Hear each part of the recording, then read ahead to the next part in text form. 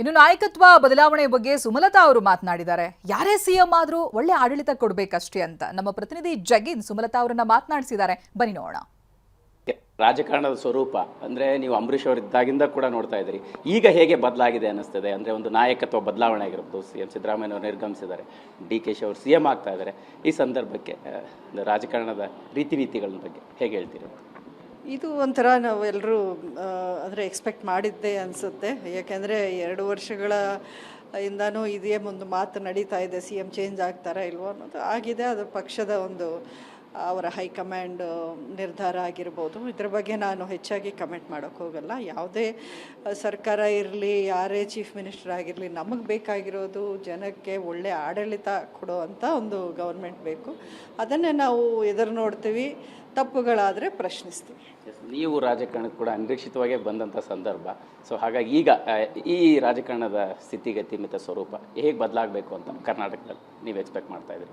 ರಾಜಕಾರಣದಲ್ಲಿ ಏನಾಗಿದೆ ಅಂದರೆ ಅಪೋಸಿಷನ್ ಅಂದರೆ ಬರೀ ಪ್ರತಿಯೊಂದನ್ನು ಟೀಕೆ ಮಾಡೋದು, ಪ್ರತಿಯೊಂದನ್ನು ಕ್ರಿಟಿಸೈಸ್ ಮಾಡೋದು, ಒಳ್ಳೆಯದಿರಲಿ ಕೆಟ್ಟದಿರಲಿ ಅದನ್ನು ನಾವು ಈಗ ನನ್ನ ಅನುಭವದಲ್ಲಿ ನಾನು ನೋಡ್ತಾ ಬಂದಿರೋದ್ರಲ್ಲಿ ನಮ್ಮ ಕೇಂದ್ರ ಸರ್ಕಾರ ಇರಲಿ, ಮೋದಿಯವರ ಒಂದು BJP ಸರ್ಕಾರ ಇರಲಿ, ಹಲವಾರು ಒಳ್ಳೆಯ ಒಂದು ಸ್ಕೀಮ್ಸ್ ತಂದಿದ್ದಾರೆ, ಬದಲಾವಣೆಗಳು ನಮ್ಮ ದೇಶದಲ್ಲಿ ಈ ಕಳೆದ 12 ವರ್ಷಗಳಲ್ಲಿ ತಂದಿದ್ದಾರೆ.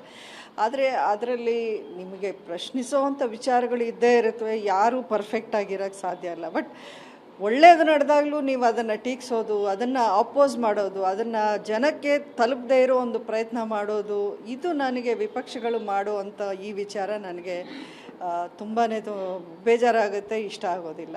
ಇದು ನಮ್ಮಲ್ಲಿ ಬದಲಾವಣೆ ಆಗಬೇಕು. ಈಗ ಇಸ್ರೇಲಲ್ಲಿ ಒಂದು ವಾರ್ ನಡೆದಾಗ ಅಲ್ಲಿ ಅಪೋಸಿಷನ್ ಲೀಡರ್ಸ್ ಎಲ್ಲ ಜೊತೆಗೂಡಿ ಇಲ್ಲ ನಾವು ಗೌರ್ಮೆಂಟ್ ಜೊತೆಲಿದ್ದೀವಿ, ವಿ ಸಪೋರ್ಟ್ ಪ್ರೈಮ್ ಮಿನಿಸ್ಟರ್ ಅನ್ನೋ ಅಂಥ ಹೇಳಿಕೆಯನ್ನು ಅಲ್ಲಿ ಅಪೋಸಿಷನ್ ಲೀಡರ್ ಕೊಟ್ಟಿರ್ತಾರೆ. ಅಂಥ ಒಂದು ಸಿಸ್ಟಮು ನಮ್ಮಲ್ಲಿ ಬರೋವರೆಗೂ ನಮ್ಮ ದೇಶ ಇನ್ನು ಅಭಿವೃದ್ಧಿ ಆಗೋಕ್ಕೆ ಚಾನ್ಸ್ ಇಲ್ಲ.